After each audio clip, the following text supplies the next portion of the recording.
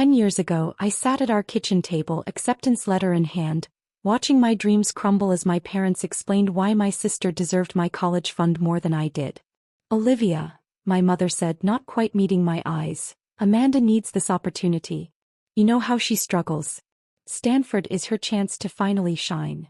I looked down at my own acceptance letter from MIT. Full academic scholarship. Almost full. I only needed $12,000 per year to cover the remaining costs. The college fund my grandparents had set up for me held over $200,000. More than enough. But this is my college fund, I said quietly.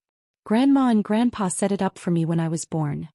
My father cleared his throat uncomfortably. They set up funds for both of you. But Amanda's, well, she needed some extra tutoring over the years. Private schools. Special programs. What he meant was that they drained Amanda's fund years ago, spending it on expensive schools that promised to help her keep up with her peers, on tutors who struggled to maintain her C average, on educational consultants, who suggested she just wasn't trying hard enough. I only need $48,000 total, I pleaded. That's less than a quarter of what's in my fund. You can give Amanda the rest. Don't be selfish, Olivia, my mother snapped. Stanford is Amanda's dream school. She needs the full tuition covered. You've always been the smart one. You'll figure something out. The smart one. That's what they always called me. Smart Olivia who never needed expensive tutors. Clever Olivia who got straight A's without trying. Reliable Olivia who could handle things on her own. Amanda burst into the kitchen then, her face glowing. Mom, the new Stanford sweater you ordered just arrived. Isn't it perfect? She twirled around in the crimson sweatshirt, already wearing it despite the warm spring weather. My parents beamed at her, their precious younger daughter who needed every advantage they could give her. It looks wonderful, honey, Mom cooed. Very collegiate. I stood up slowly, gathering my MIT acceptance letter and the scholarship paperwork. I'll figure something out, I said more to myself than to them. I always do. That night I called my grandmother. She died 2 years ago, but her sister, my great-aunt Eleanor, answered the phone at their old number. I explained the situation through tears. Those fools, Aunt Eleanor's voice crackled with anger. That fund was in trust for you. They weren't supposed to be able to touch it. Dad's a lawyer, I reminded her. He found a way. There was a long pause, then Aunt Eleanor said something that would change my life. Come see me tomorrow. Your grandmother left something else for you, something your parents don't know about. The next day, I took the bus to Aunt Eleanor's sprawling Victorian house in the historic district. She was waiting on the porch, a heavy envelope in her hands. Your grandmother knew something like this might happen, she said without preamble. She saw how they favored Amanda, how they threw money at her problems instead of dealing with them. Inside the envelope was a letter from my grandmother and a key to a safety deposit box. The letter was short but clear. She'd set up a separate account for me, one my parents couldn't access. It wasn't enough for full tuition, but combined with my scholarship. It's $20,000, Aunt Eleanor said. Enough to get you started. The rest is up to you. I hugged her, crying again but for a different reason. Thank you. But why didn't Grandma tell me about this before she died? Because she wanted you to fight for your acceptance on your own merits. Not because you knew there was a safety net. Aunt Eleanor smiled sadly. She believed in you, Olivia. She knew you were meant for more than being your sister's support system. I did go to MIT that fall. Between my scholarship, Grandma's secret fund, and 3 part-time jobs, I made it work. My parents barely noticed my struggle, too busy supporting Amanda through her Stanford adventure. Amanda lasted 2 semesters at Stanford before dropping out. The academic pressure was too much, my mother explained to relatives. She's taking time to find herself. Finding herself apparently meant moving back home, taking occasional community college classes, and spending her days working on her lifestyle blog, while my parents continued to support her. Meanwhile, I threw myself into my studies. MIT wasn't just challenging, it was transformative. I discovered my passion for educational psychology and cognitive development. My professors became mentors, opening doors I never knew existed. During my junior year, I started working in the admissions office as part of my work-study program. Something clicked. I saw how the whole system worked, how decisions were made, how opportunities were distributed, how potential was evaluated. By the time I graduated summa cum laude, I had a clear path forward. My thesis on reforming college admissions processes caught the attention of several major universities. I accepted a position in the admissions department of Riverside University while pursuing my master's degree. Riverside wasn't as prestigious as Stanford, but it was respected, a solid private university known for its innovative programs and commitment to academic excellence. I rose quickly through the ranks, earning my doctorate while implementing new admissions protocols that gained national attention. At 32, I became the youngest dean of admissions in Riverside's history. My parents were vaguely aware of my administrative job at some college, but they were too preoccupied with Amanda's latest ventures to pay attention to the details. Then last week, a familiar name appeared in my inbox: Amanda Sullivan. My sister had finally decided to return to college, and she'd set her sights on Riverside's prestigious business school. Her application was interesting.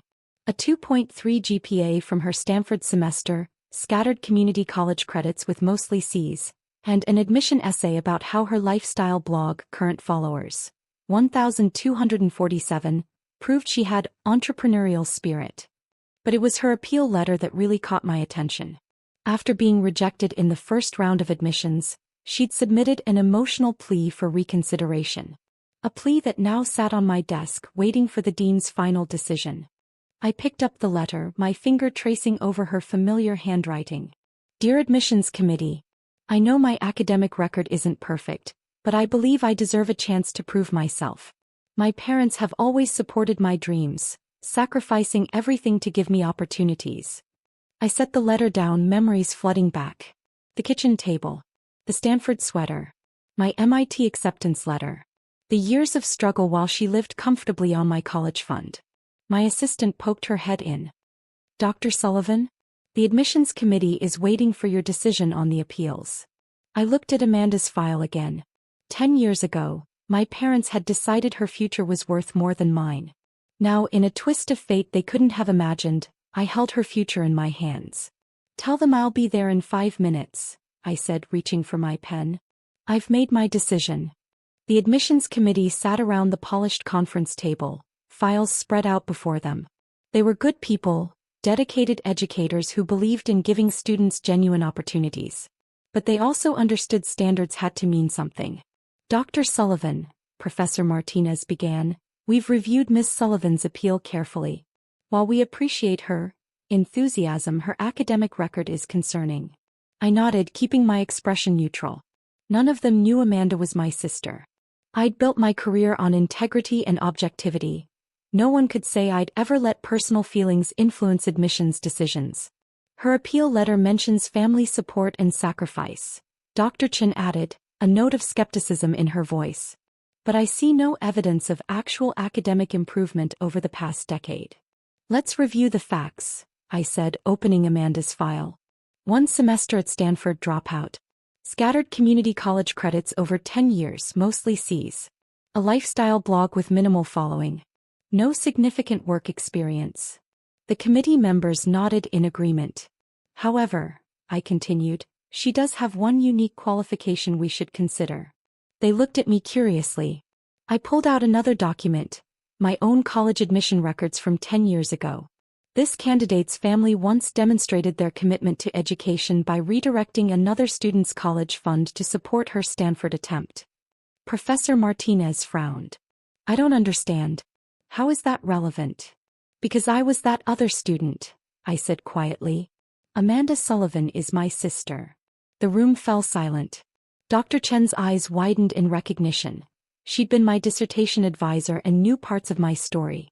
10 years ago, my parents took my college fund, money my grandparents had set aside specifically for me, and gave it to Amanda for Stanford. Money she burned through in 1 semester before dropping out. I laid out the rest of the documentation. My MIT acceptance, the scholarship that covered most but not all costs, the bank statements showing my multiple jobs while maintaining a 4.0 GPA. I worked as a teaching assistant, library monitor, and weekend tutor, I continued. I ate ramen noodles and shared a tiny apartment with 3 roommates. Meanwhile, Amanda lived in a luxury dorm at Stanford, spent weekends shopping, and never had to worry about how to pay for books or meals. Dr. Sullivan, Professor Martinez said carefully, are you suggesting we should reject her appeal because of personal history? No, I replied firmly. I'm suggesting we hold her to the same standards we hold every other applicant. The same standards I was held to. I opened another file, this one containing results from our standard admissions assessment tests, which Amanda had taken as part of her application. Look at her cognitive assessment scores, I pointed out. They're actually above average. Amanda isn't incapable of college-level work. She's simply never been required to try. Dr. Chen studied the scores. These are surprisingly good, considering her academic record. Exactly, I said. My sister isn't failing because she can't succeed. She's failing because our parents' constant support taught her she didn't have to. I pulled out one final document, my proposed response to Amanda's appeal. I suggest we offer her conditional admission, I said, watching their surprised expressions. Not to the business school but to our general studies program. She'll need to maintain a 3.0 GPA for 2 semesters before she can transfer to her preferred major. No special accommodations, no exceptions for missed deadlines, and she'll need to pass the same prerequisites as every other student. And if she fails to meet these conditions? Professor Martinez asked. Then she fails, I said simply.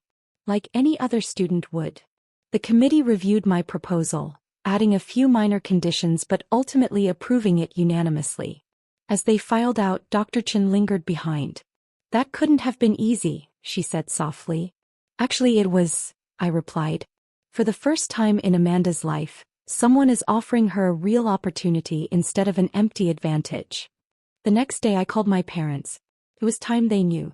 Olivia, my mother answered cheerfully. We were just talking about you. Amanda applied to some university for business school. She's very excited. Riverside University, I interrupted. Where I'm the dean of admissions. Silence. What? She finally managed. I've been dean of admissions at Riverside for the past 2 years, Mom. I'm the one who's been reviewing Amanda's application. I heard her call for my father, the phone rustling as they presumably huddled together to hear. Amanda's initial application was rejected, I continued calmly. Her appeal landed on my desk last week. As dean, I have final say over all appeals. Olivia, my father's lawyer voice took over, surely you understand this is a conflict of interest. You should recuse yourself. I disclosed my relationship to the admissions committee. I cut in. Everything was handled properly and ethically. Unlike, say, taking money from a trust fund specifically designated for one child's education and giving it to another. More silence. We've reached a decision on her appeal, I said. She's being offered conditional admission to our general studies program. Not business school. She'll need to earn that opportunity through actual academic achievement. But, my mother started. The offer letter explains everything.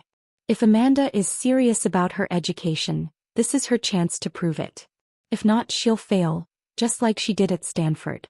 The difference is this time she'll fail or succeed on her own merits, not because someone cleared her path for her. You're punishing her, my father accused. Because of what we did with your college fund. No, Dad. I'm giving her what you never did. The chance to actually earn something. To discover what she's capable of when people expect more from her than just showing up.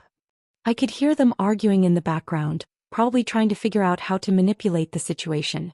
But this time they had no leverage. One more thing, I added. Amanda's tuition won't be eligible for any special payment plans or deadline extensions. Given your history of financial support for her education, I'm sure that won't be a problem. I ended the call and sat back in my office chair looking out over the campus. Students hurried between classes, carrying backpacks and laptops, each one working toward their own dreams. Later that afternoon I received a text from Amanda. Just got the acceptance letter. Conditional admission? General studies? This isn't what I applied for. I replied with a simple message. It's what you earned. The question is, what will you do with it? 3 days later, Amanda appeared in my office. She looked different, less polished, more real somehow. Why didn't you tell me? She asked. All these years you've been building this career and I never knew. Would it have mattered? I asked. When was the last time anyone in our family asked about my life? She had the grace to look ashamed. I found my old Stanford sweater yesterday, she said quietly. I remembered how excited I was to wear it. How sure I was that everything would just work out. Because it always did. And now. How I'm terrified, she admitted. These conditions in the acceptance letter, they're serious, aren't they? No extensions, no exceptions, no safety net. I nodded. Just like real life. She was quiet for a moment, fidgeting with her phone. Probably a habit from years of documenting everything for her blog. Mom and Dad are furious, she said finally. They think you're being vindictive. Are you asking if they're right? No, she surprised me by saying. I'm realizing they might be wrong. About a lot of things. I studied my sister, seeing perhaps for the first time the person she could have been if our parents hadn't worked so hard to protect her from consequences. The General Studies program starts in 3 weeks, I said. Your first class is at 8 a.m. Professor Chen doesn't allow late arrivals. Amanda stood up, squaring her shoulders. I'll be there at 7:45. As she reached the door, she turned back. That college fund, the one they took from you. I never knew. I'm sorry. I know, I said softly. Now prove you mean it. Amanda did show up at 7:45 for her first class. And her second. And every class after that. It wasn't easy. She struggled with deadlines, complained about the workload, and had to learn study skills most students mastered in high school. But she did learn. Her first paper came back with a C+ and actual tears.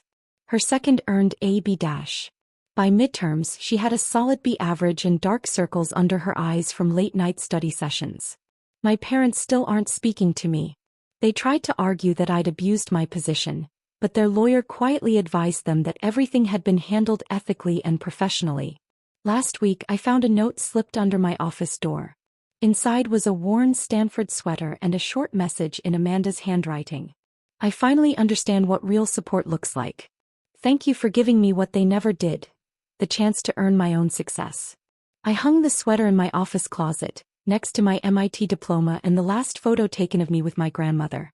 3 reminders that sometimes the best revenge isn't about getting even, it's about giving someone the opportunity to prove who they really are. Amanda's midterm grades just posted. She earned her first A.